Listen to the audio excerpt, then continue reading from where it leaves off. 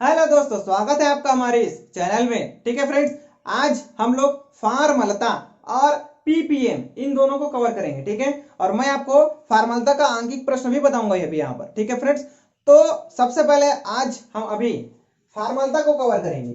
ठीक है फ्रेंड्स, तो चलिए जानते हैं क्या होता है फार्मलता। फार्मलता देखो, इसके पहले मैंने आपको सांद्रता के मात्रक पढ़ाया था। ठीक है, मेरा सबसे पहला वीडियो जिसमें मैंने आपको बताया था कि मोलरता, मोललता और एक और था नार्मलता। पॉइंट आपको समझ में आ रहा है? मैं तीन चीज आपको अपने फर्स्ट लेक्चर में पढ़ाया था और मैंने आपको बताया था कि वो जो है, अच्छा, उसमें हम अनुभार को मोलों की संख्या से शो करते थे। ठीक है, किसे शो करते थे? मोलों की संख्या से। लेकिन फार्मलता में हम लोग अनुभार को मोलों की संख्या से शो ना करके सूत्र द्रव्यमान से शो करेंगे। किसे शो करेंगे?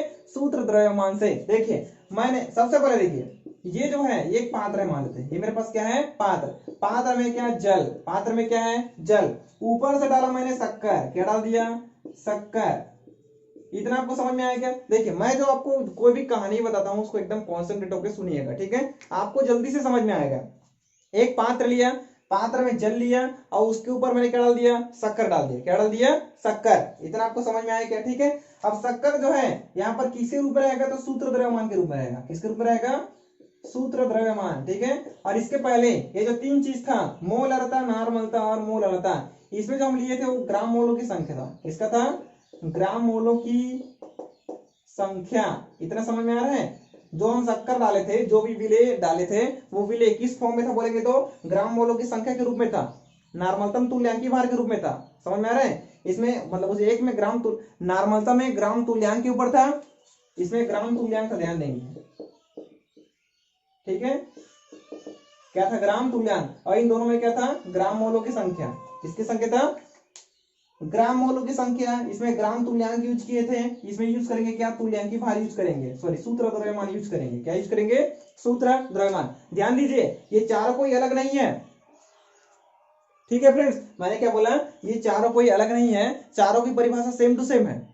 चारों की परिभाषा में कोई अंतर नहीं है। अंतर केवल इतना है कि इसमें हम ग्राम तुल्यांक का यूज करते हैं, मोलरता और मोललता में ग्राम मोलों की संख्या का यूज करते हैं, और फार्मलता में सूत्र द्रव्यमान का यूज करते हैं। और तीनों की परिभाषा सेम टू सेम होती है। बस इन दो, ये जो दिख रहा है ना, ये ग्राम तुल्यांक, ग्राम मोलों की संख्या और सूत्र द्रव्यमान, इन सभी को एक दूसरे से रिप्लेस करना होता है, लेकिन परिभाषा क्या होती है? सेम होती है। समझ में आ गया? तो माना ये मेरे पास विलियन है, ये मेरे पास क्या है? विलियन। किसका विलियन है? शक्कर का विलियन। ठीक है, और वो विलियन कितना है बोलेंगे तो 1 लीटर है। कितना है फ्रेंड्स? 1 लीटर। मतलब यही तो इसका आयतन है ना, मतलब इसका आयतन कितना है बोलेंगे तो 1 लीटर। क्या है मेरे पास? 1 लीटर। तो किसी विलियन के, शक्कर के विलियन है नहीं, ठीक है, तो किसी विलियन के 1 लीटर में, मतलब 1 लीटर विलियन में, शक्कर के 1 लीटर विलियन में जितने शक्कर की मात्रा होती है, जितने शक्कर की मात्रा होती है वही क्या कहलाती है बोलेंगे तो फार्मलता। ज्यादा कठिन नहीं है। ठीक, क्या बोला? शक्कर के 1 लीटर विलियन में जितने शक्कर की मात्रा शुद्ध द्रव्यमान के रूप में घुली हुई होती है वही क्या कहलाती है? फार्मलता। ये समझने के लिए था, ऐसा नहीं लिखना है। ठीक है, अब लिखना कैसा है अभी बता रहा हूं, ये चीज आपको लिखना है। किसी विलियन के, किसी विलियन के 1 लीटर में उपस्थित, किसी विलियन के 1 लीटर में उपस्थित विलेय के, अर्थात शक्कर के विलेय के ग्राम सूत्र द्रव्यमानों की संख्या को, ग्राम सूत्र द्रव्यमानों की संख्या को फार्मलता कहते हैं। इतना आपको समझ में आ गया क्या?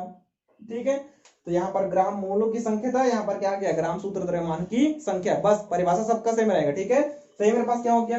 किसी विलियन, तो 1 लीटर विलियन है भाई, ये विलियन ही तो है, शक्कर का विलियन। तो किसी विलियन के 1 लीटर में उपस्थित, किसी विलियन के 1 लीटर में उपस्थित विलेय के ग्राम सूत्र द्रव्यमानों की संख्या को फार्मलता कहते हैं। ये इसकी क्या हो जाएगी? परिभाषा। ये आपको लिखना है। इतना आपको समझ में आ गया? और एक चीज और लिखना है कि मोलरता, नार्मलता और मोललता ये केवल अम्ल और क्षार के लिए लागू होता है। किस लागू होगा? अम्ल और क्षार। लेकिन फार्मलता केवल लवणों के लिए लागू होता है। इतना आपको लिखना है। समझ में आ गया? ठीक है, अब मैंने जो बताया उसका हम गणितीय फॉर्म में चलते हैं। देखिए, तो मैं अभी जो बोला, देखो, विलेय के ग्राम सूत्र द्रव्यमानों की संख्या, मतलब शक्कर के ग्राम सूत्र द्रव्यमानों की संख्या, अर्थात शक्कर के मानों की, मतलब शक्कर का भार ऊपर में है, ऊपर में शक्कर का भार है, कौन से रूप में है, तो सूत्र द्रव्यमान, तो विलेय के ग्राम सूत्र द्रव्यमानों की संख्या, और ये शक्कर किस में घुला हुआ है, विलियन में, तो विलियन का आयतन वो भी किस में है, लीटर में, क्योंकि ये क्या था, 1 लीटर था। समझ में आ गया, तो मैंने इसको सूत्र के फॉर्म में बना दिया, तो विलेय के ग्राम सूत्र द्रव्यमानों की संख्या बटा विलियन का आयतन, वो भी किस में रहेगा, लीटर में, ये क्या जाएगी, फार्मलता। इतना आपको समझ में आ गया। अब लीटर को मिलीलीटर में चेंज करते हैं तो ऊपर में 1000 का गुना करना पड़ेगा। समझ में क्या बोला, ठीक है, मैंने आपको अपने पहले लेक्चर में बताया था, यदि मैंने आपने हमारा पहला लेक्चर नहीं देखा है तो उसको भी देख लीजिए, ठीक है। तो ये चेंज होता है, रूल होता है कि लीटर को किसमें चेंज करना है, किसमें चेंज करना है, मिलीलीटर में। तो अब यहाँ पर हम लोग क्या करेंगे, ऊपर में 1000 का क्या कर देंगे, गुना कर देंगे, तो ये जो लीटर था वो क्या हो जाएगा, मिलीलीटर हो जाएगा। तो इतना सबको समझ में आ गया, तो इसी को लिखा हूं, बस 1000 का क्या हुआ है, गुना। समझ में आया फ्रेंड्स, ठीक है। अब एक और सूत्र होता है, भार, देखो संख्या बराबर क्या होता है, भार बटा अनुभार होता है कि नहीं, बताया था मैं, ये भी पहले लेक्चर में बताया था, और इसको मैंने मूल प्रभाज वाले वीडियो में भी बताया है कि संख्या बराबर क्या होता है, भार बटा अनुभार। तो यहाँ पर देखिए संख्या लिखा है क्या, विलेय के ग्राम सूत्र द्रव्यमानों की संख्या, शक्कर के मोलों की संख्या, वही नहीं, शक्कर के ग्राम सूत्र द्रव्यमानों की संख्या, तो शक्कर की संख्या कितनी है, तो शक्कर की संख्या कैसे निकालेंगे, n मतलब नंबर, नंबर मतलब संख्या, तो संख्या बराबर भार बटा क्या जाता है, अनुभार। तो इसी को लिखा हूं मैं यहां से, देखिए विलेय के ग्राम सूत्र द्रव्यमानों की संख्या बराबर शक्कर का भार मतलब विलेय का भार, और विलेय का सूत्र द्रव्यमान, विलेय का भार बटे विलेय का क्या हो जाएगा, सूत्र द्रव्यमान। सूत्र है भाई, याद रखना पड़ेगा, समझ में आ रहा है नहीं, ठीक है। तो ये संख्या का सूत्र होता है विलेय का भार बटे विलेय का सूत्र द्रव्यमान, किसके लिए, फार्मलता के लिए, ठीक है। तो देखिए मैंने ये चूंकि करके लिखा था, और ये विलेय के ग्राम सूत्र द्रव्यमानों की संख्या का सूत्र ये होता है, समझ में आया।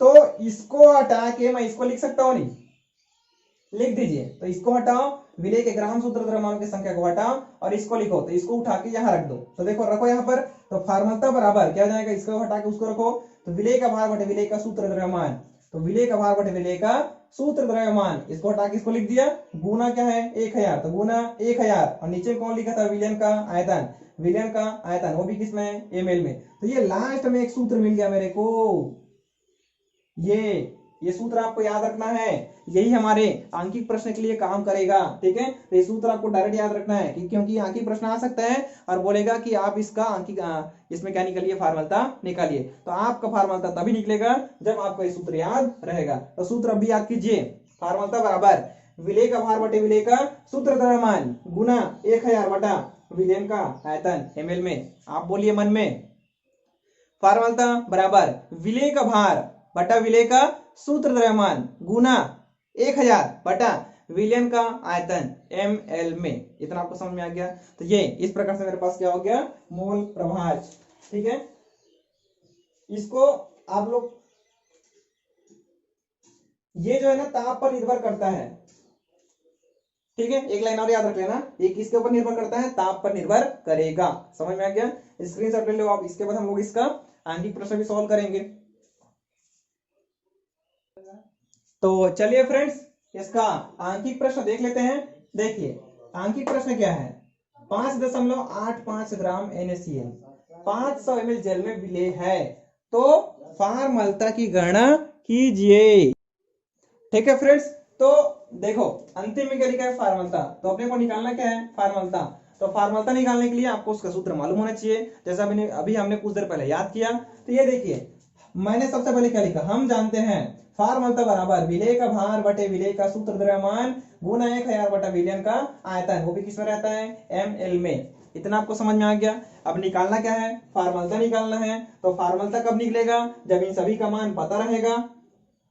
समझ में आ रहा है क्या बोलता हूं, मतलब ये सब दिया होना चाहिए, तो ये सब दिया है क्या, हाँ। तो सबसे पहले अब अगला काम क्या लिखेंगे, दिया है, क्या लिखेंगे, दिया है, क्या क्या दिया है सबको लिखेंगे, इन सभी को लिखते हैं लाइन से। तो क्या दिए देखो, विलेय का भार बराबर, विलेय का भार दिए क्या, देखिए इसमें प्रश्न में, विलेय मतलब पदार्थ, पदार्थ जो विलियन में घुला हुआ है। तो देखिए 5.85 ग्राम NaCl इतने जल में घुला है, लिखा है कि नहीं लिखा है। तो NaCl पदार्थ है और पदार्थ की मात्रा इतना दिया हुआ है, और ये पदार्थ इतने जल में क्या हुआ है, घुला हुआ है, अर्थात विलेय है। तो पदार्थ की मात्रा कितनी है, 5.85 ग्राम दिया है ना, तो वही तो विलेय का भार है भाई। तो 5.85 ग्राम, तो क्या आ जाएगा 5.85 ग्राम। इतना आपको समझ में आया, ठीक है। अगला और क्या लिखा है, विलेय का सूत्र द्रव्यमान क्या है, विलेय का सूत्र द्रव्यमान। अब ये कैसे निकालेंगे, तो विलेय कौन है, तो NaCl है। विलेय कौन है फ्रेंड्स, NaCl है। और NaCl का क्या निकालना है, सूत्र द्रव्यमान। ये आपको कभी भी प्रश्न में नहीं दिया रहेगा, ये आपको निकालना है। ठीक है, तो मैंने आपको बताया था कि अनुभार और तुल्यांकीय भार कैसे निकालते हैं। तो जिस प्रकार से अनुभार निकालेंगे उसी प्रकार से किसको निकालेंगे, सूत्र द्रव्यमान भी निकालेंगे। तो बस निकाल लो आप। तो क्या जाएगा, सोडियम का कितना होता है, 23 होता है। परमाणु भार होता है ना, सोडियम का परमाणु भार कितना होता है, 23। और क्लोरीन का कितना होता है, तो बोलेंगे तो 35.5 होता है। कितना होता है, 35.5। तो दोनों को जोड़ दो ना भाई, तो देखिए 23 और ये क्या जाएगा 35.5 और इधर 0 जोड़ो इसको, ऐसा होगा 5 3 8 और ये 2 3 क्या जाएगा 5। तो देखिए कितना आ गया आंसर, 58.5। निकालने आता है ना। अलग अलग परमाणु जब भी आता है बीच में प्लस लगाते हैं, तो बीच में क्या लगा दिया, प्लस। तो प्लस लग गया बीच में। अब सोडियम का परमाणु भार 23 होता है और क्लोरीन का परमाणु भार कितना होता है, 35.5। दोनों को जोड़ देंगे तो क्या निकल जाएगा, 58.5। और यही क्या है मेरे पास, सूत्र द्रव्यमान। ध्यान दीजिए, यदि आपने अनुभार निकालने का वीडियो नहीं देखा है तो जाइए, लिंक नीचे डिस्क्रिप्शन में लिंक दिया हुआ है, देखिए और अच्छे से समझिए कि किस प्रकार से अनुभार परमाणु भार निकालते हैं। और जिस प्रकार से अनुभार निकालेंगे उसी प्रकार से क्या निकालेंगे, सूत्र द्रव्यमान। ठीक है फ्रेंड्स, तो ये मैंने निकाल दिया है, कितना आ गया 58.5। तो ये क्या जाएगा 58.5, इसका आंसर आ गया। हाँ, अब एक जने और है, विलियन का आयतन। तो ये मेरे पास क्या जाएगा, विलियन का आयतन कितना दिया है फ्रेंड्स, दिया है क्या, देखिए दिया है, आयतन इतना है 500 ml। 500 ml जल दिया है नहीं, तो 500 ml जल में क्या है, विलेय है। तो ये विलेय का आयतन कितना हो जाएगा, 500 ml। इतना आपको समझ में आया क्या, इसको मैं बोल देता हूँ क्या, समीकरण 1। ठीक है फ्रेंड्स, अब हो गया, सबकी वैल्यू तो पता है, मान को रखना बस है, कुछ नहीं करना है। ठीक है, तो ये मेरे पास समीकरण 1 है और ये सब मान दिया हुआ है, तो मानों को पकड़ो और समीकरण 1 में रखो। तो यहाँ पर लिख लेना, मानों को समीकरण 1 में रखने पर, रखो भाई, क्या है लेफ्ट साइड क्या लिखा है, फॉर्मलता। तो इधर आ जाएगा फॉर्मलता बराबर विलेय का भार कितना है, 5.85। ठीक है, इसके गुना में कौन है, 1000, तो 1000 बटा नीचे विलेय का सूत्र द्रव्यमान कितना है, 58.5। फिर कौन है, गुना विलियन का आयतन, वो कितना है फ्रेंड्स, 500 ml। तो 500 ml में आ गया। इतना आपको समझ में आया क्या। अब इसको क्या कर रहे हैं, सॉल्व करेंगे। तो ये तो कट जाएगा, क्या बचा क्या यहाँ पर 10। और इसको सॉल्व करने आपको आता है कि नहीं आता, मैं थोड़ा लंबा सॉल्व करता हूँ। जब भी पॉइंट हटाते हैं तो नीचे क्या लगता है, 1 लगता है, आपको मालूम होगा। तो देखो यहाँ पर लिखा क्या है, 585/100 हो जाएगा। ये क्या हुआ, तो देखो यहाँ पर दशमलव था, मैंने दशमलव को हटाएंगे तो नीचे 1 लिखते हैं और दशमलव के बाद जितनी संख्या रहेगी उतना 0 लगाते हैं। तो 0 मैंने लगा दिया, तो 585/100 लिख सकता हूँ, किसको, 5.85 को। समझ में आ गया।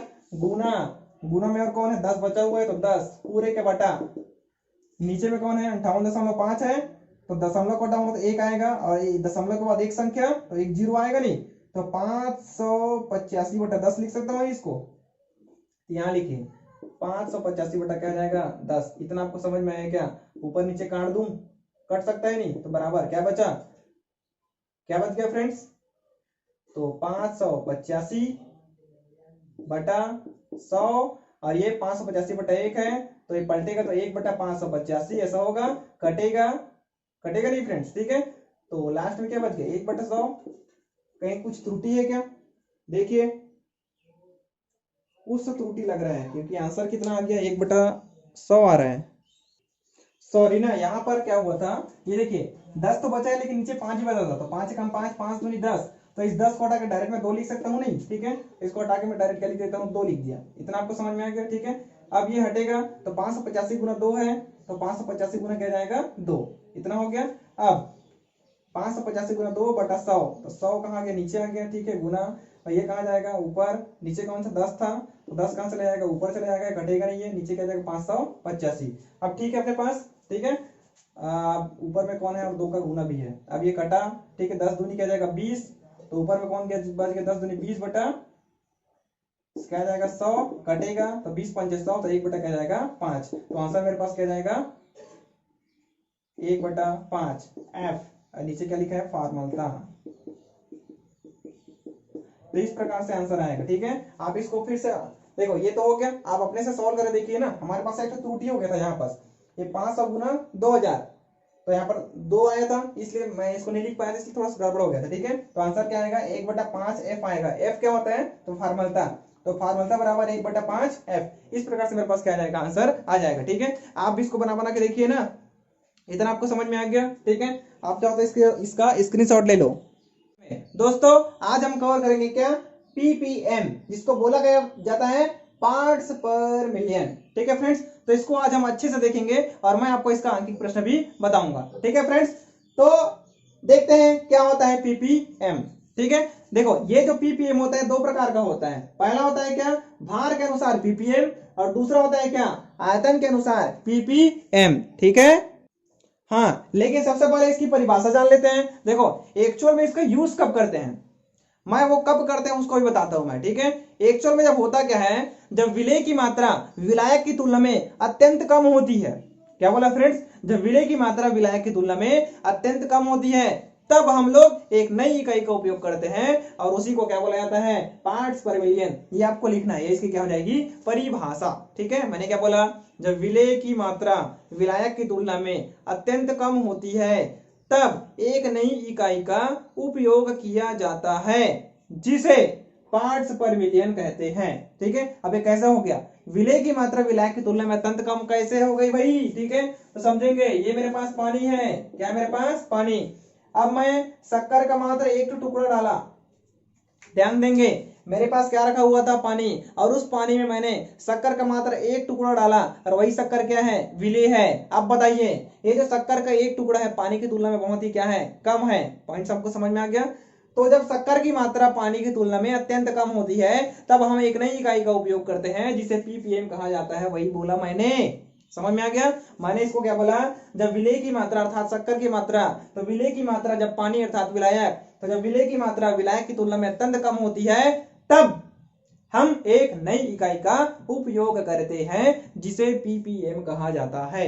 समझ में आ गया। ठीक है, लेकिन अब ये पीपीएम 2 प्रकार का होता है। ठीक है, पहला टाइप क्या होता है फ्रेंड्स, भार के अनुसार पीपीएम, और दूसरा क्या होता है बोलेंगे तो आयतन के अनुसार पीपीएम। तो भार के अनुसार पीपीएम और आयतन के अनुसार पीपीएम क्या होता है उसको हम देख लेते हैं। ठीक है फ्रेंड्स, अब समझेंगे, मैंने इसकी परिभाषा लिखा है, भार के अनुसार पीपीएम क्या होता है। तो ये देखिए, पदार्थ के 10 लाख ग्राम में उपस्थित विलय के पदार्थों की मात्रा को भार के अनुसार पीपीएम कहते हैं। तो ये तो हो गई परिभाषा, ये तो लिखा हुआ है। अब इसको समझते हैं, आप समझिए अच्छे से। हम मान लेते हैं कि हमारे पास क्या है, समुद्र है, तो है ही ना। ठीक है, भारत देश के आसपास बहुत सारे समुद्र, तो समुद्र तो है। ठीक है, तो समुद्र में क्या है, पानी है। समुद्र में क्या है, पानी। माना पानी की मात्रा कितना है बोलेंगे तो 10 लाख ग्राम है, मान लेते हैं ना। ठीक है, माना पानी की मात्रा कितनी बोलेंगे तो 10 लाख ग्राम। समझ में आया क्या। और उस 10 लाख ग्राम में ऑक्सीजन घुला हुआ होता है कि नहीं, बिल्कुल घुला होता है। समुद्र के पानी में ऑक्सीजन की मात्रा घुली हुई होती है। समझ में आ गया ना। तो समुद्र के पानी के 10 लाख ग्राम में, समुद्र का पानी कितना है बोलेंगे तो 10 लाख ग्राम है। ठीक है, तो समुद्र के पानी के 10 लाख ग्राम में पदार्थ अर्थात ऑक्सीजन घुला हुआ है, तो उसी में उपस्थित ऑक्सीजन की मात्रा को ही क्या बोला जाता है, भार के अनुसार पीपीएम कहा जाता है। समझ में आया क्या बोला। तो समुद्र के पानी के 10 लाख ग्राम में उपस्थित जितने ऑक्सीजन की मात्रा घुली हुई होती है उसी को क्या बोला जाता है बोलेंगे तो भार के अनुसार पीपीएम। समझ में आया आपको। ठीक है, तो मैंने भार बोला था तो क्या बोल दिया, पदार्थ बोल दिया, क्योंकि पदार्थ का ही क्या होता है, भार होता है। और मैंने वो पदार्थ मैंने क्या मान लिया, ऑक्सीजन है। समझ में आ गया।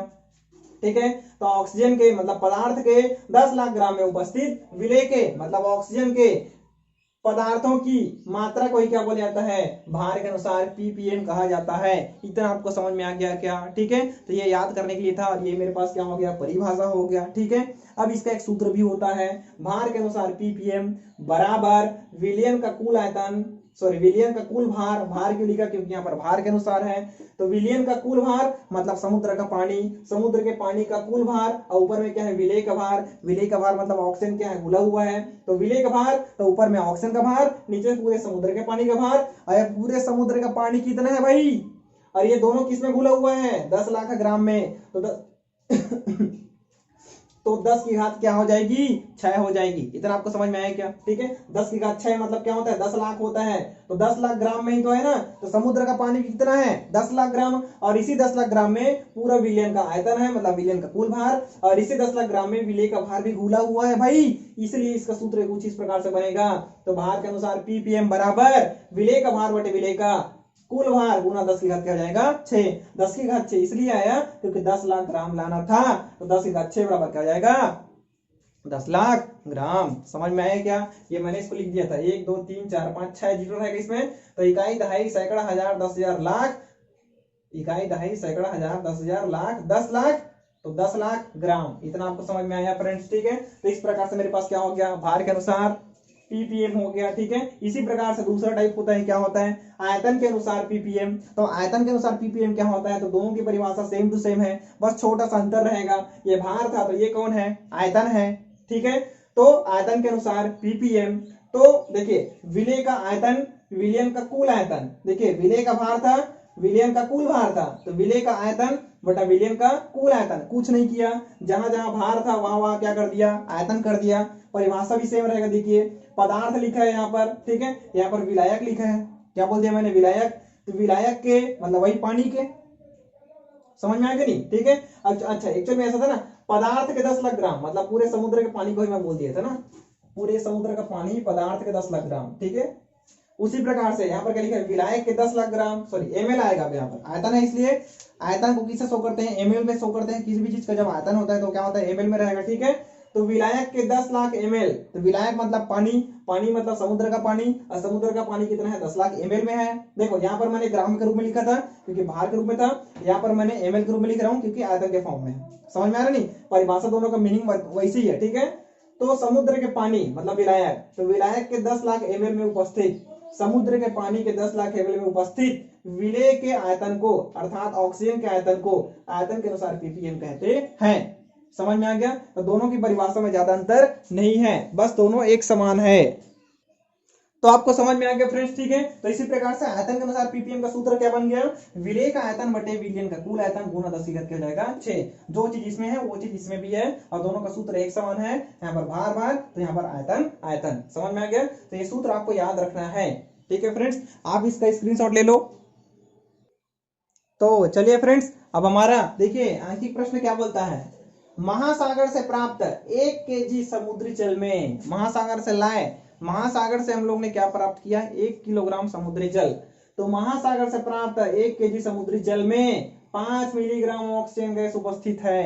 वो जो हमने समुद्री जल लाया उसमें 5 मिलीग्राम ऑक्सीजन गैस उपस्थित है, तो पीपीएम में सांद्रता ज्ञात कीजिए। आपको पॉइंट समझ में आ गया? समुद्र का जल था, उस समुद्र के जल में क्या घुला हुआ है बोलेंगे तो ऑक्सीजन की मात्रा घुली हुई है, तो अपने को क्या निकालना है, सांद्रता निकालना है। समझ में आ गया? ध्यान देंगे, वहां पर पदार्थ पदार्थ बोलते थे, और यहाँ पर पदार्थ कौन सा घुला हुआ है बताइए, ऑक्सीजन घुला हुआ है। क्या घुला हुआ है, ऑक्सीजन। और लास्ट में कौन था, समुद्र का पानी, तो समुद्र के पानी में कौन घुला हुआ है, ऑक्सीजन। तो हम सूत्र बनाएंगे, पीपीएम बराबर, ऊपर में क्या होता था, विलय की मात्रा होती थी, तो विलय की मतलब विलय कौन है, ऑक्सीजन, तो ऑक्सीजन की मात्रा बना दिया। समझ में आया आपको? तो ऑक्सीजन की मात्रा, और नीचे विलियन का कुल आयतन हुआ करता था, तो हम लोग कितना पकड़ के लाए, 1 किलोग्राम लाए नहीं, और वो क्या लाए, समुद्र जल का पानी, तो यही समुद्र जल की मात्रा। पॉइंट समझ में आ गया? गुना क्या जाएगा, 10 की घात 6। इतना समझ में आया क्या आपको? ठीक है, देखो ऑक्सीजन की मात्रा, विलय की मात्रा, विलियन की कुल मात्रा, समुद्री जल की मात्रा, और उसमें 10 की घात 6 का क्या होता है, गुना होता है। तो नया सूत्र मिल गया अपने को, कुछ नहीं करना है, रखना बस है अपने वहां। ठीक है, अब क्या करेंगे, दिया लिखते हैं, दिया है। ठीक है, अब देखो पीपीएम निकालना है, तो पीपीएम कब निकलेगा, जब ये दोनों पता रहेगा। अब ये दोनों दिया है क्या, उसको देखते हैं। देखो ऑक्सीजन की मात्रा, ऑक्सीजन की मात्रा दिया है क्या, देखिए इसमें समुद्री जल में 5 मिलीग्राम ऑक्सीजन गैस उपस्थित है, तो ऑक्सीजन कितना है भैया, 5 मिलीग्राम, तो यहां लिखना 5 मिलीग्राम। इतना आपको समझ में आ गया? और समुद्री जल की मात्रा, समुद्री जल की मात्रा कितना है भाई, समुद्री जल कितना है, 1 किलोग्राम समुद्री जल, तो ये कितना है, 1 केजी है। समझ में आ गया? कुछ नहीं करना है, रखना है इसमें। ये क्या है मेरे पास, समीकरण 1, तो समीकरण 1 से, समीकरण 1 से रखो भाई, उधर क्या हो जाएगा, पीपीएम बराबर क्या जाएगा, ऑक्सीजन की मात्रा कितनी है 5 मिलीग्राम बटा समुद्री जल की मात्रा कितनी है 1 किलोग्राम है, गुना क्या जाएगा 10 की घात 6। आप क्या करेंगे सॉल्व करेंगे, तो सॉल्व कैसे करेंगे भाई, हो ही नहीं सकता, ये मिलीग्राम में और किसमें है किलोग्राम में है। तो जब भी ध्यान दीजिएगा, जब भी हम इस प्रकार से अंकित प्रश्न सॉल्व करेंगे तो मात्रक हमेशा समान होना चाहिए। यदि 1 मिलीग्राम में है तो दूसरा भी मिलीग्राम में होना चाहिए, 1 किलोग्राम में है तो दूसरा भी किलोग्राम में होना चाहिए। और दोनों की मात्रा यदि अलग अलग है तो उसको सॉल्व नहीं कर सकते, दोनों की मात्रा को समान करना पड़ेगा। इतना आपको समझ में आ गया, ठीक है। तो अब क्या करेंगे, तो मिलीग्राम को हम चेंज करेंगे, किलोग्राम को भी चेंज करेंगे। तो किलोग्राम को ग्राम में लिखेंगे और मिलीग्राम को भी ग्राम में चेंज करेंगे, ठीक है फ्रेंड्स, ठीक है।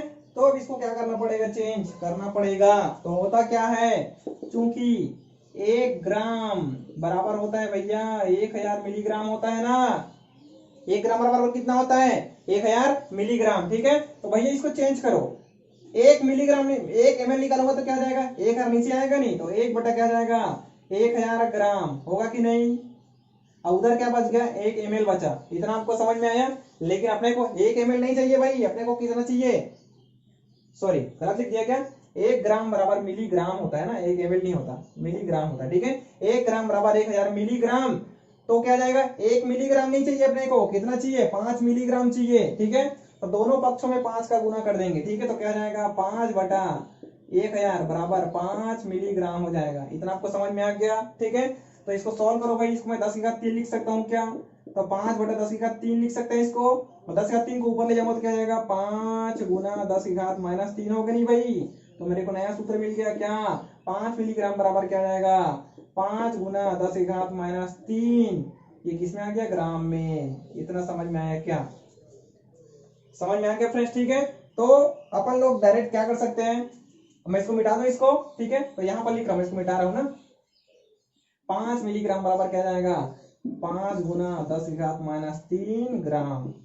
इतना आपको समझ में आ गया, तो ये तो निकल गया। और 1 केजी बराबर क्या होता है 1000 ग्राम होता है कि नहीं होता, 1 किलोग्राम बराबर क्या होता है 1000 ग्राम होता है कि नहीं होता, होता है नहीं। तो बस अब 1 केजी बराबर, इसको मैं 10 की घात 3 लिख सकता हूँ नहीं, तो 10 की घात 3 ग्राम, तो 1 किलोग्राम बराबर क्या हो जाएगा 10 की घात 3 ग्राम। अब देखिए दोनों का मात्रा क्या हो जाएगा समान हो गया, ठीक है। अब मात्रा को समान कर डाले तो फिर अब रख दो, ठीक है फ्रेंड्स। चलो मात्रक समान हो गया, तो यहां रखिए, तो क्या हो जाएगा बराबर 5 मिलीग्राम बराबर कितना हो जाएगा 5 गुना 10 की घात -3 ग्राम हो जाएगा, बटा अब 1 केजी का मान कितना है 10 की घात 3 ग्राम। अब ग्राम हट जाएगा क्योंकि दोनों समान हो गया है। आगे का सॉल्व करते हैं, तो ये 10 की घात 3 था, 10 की घात माइनस ये 10 की घात क्या लिखा है 3 लिखा, क्या लिखा है नीचे में, ऊपर लेंगे तो क्या हो जाएगा फ्रेंड्स, ऊपर ले जाओ इसको, तो ppm बराबर क्या जाएगा 5 है तो 5 हो जाएगा, गुना ये 5 गुना 10 की घात -3 पहले से लिखा हुआ है ना, ठीक है। इसको ऊपर ले जाओ तो ये भी क्या जाएगा 10 की घात -3 नहीं हो जाएगा, तो गुना 10 की घात -3 हो जाएगा। समझ में, ये ऊपर जाकर 10 क्या जाएगा -3, और पहले से कौन है 10 की घात 6, तो गुना 10 की घात 6। समझ में आया, तो बराबर 5 गुना -3 -6 हो जाएगा नहीं, तो 10 की घात -6 गुना 10 की घात 6, अब प्लस माइनस 0 हो जाएगा कैंसिल, तो क्या बचा 5। तो ppm का आंसर कितना आ गया 5। समझ में आया फ्रेंड्स, किसमें आएगा ग्राम में, तो ppm कितना आ गया 5 ग्राम। इतना समझ में आ गया आपको, ठीक है। स्क्रीनशॉट ले लो, ठीक है फ्रेंड्स। तो आज की वीडियो में यहीं तक। यदि आप हमारे चैनल पर नए हैं तो हमारे चैनल को सब्सक्राइब कर दो, बेल आइकन दबा दो, अपने दोस्तों को वीडियो को शेयर कर दो, लाइक करना मत भूलना यार, ठीक है। तो मिलते हैं नए वीडियो में, टाटा बाय बाय।